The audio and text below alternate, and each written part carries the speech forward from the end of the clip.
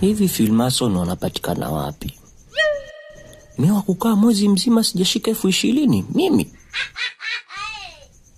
Hizi za lao hizi.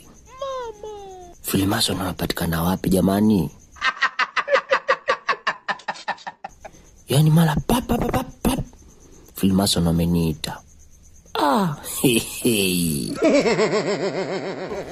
Alafu itanipa masharti nimtoe mke wangu.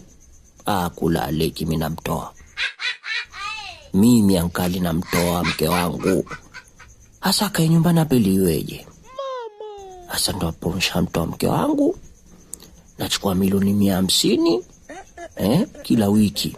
Alafu nipate masharti lingine kwamba chumba kimoja nisifungue. Bafu bonge la gorofa.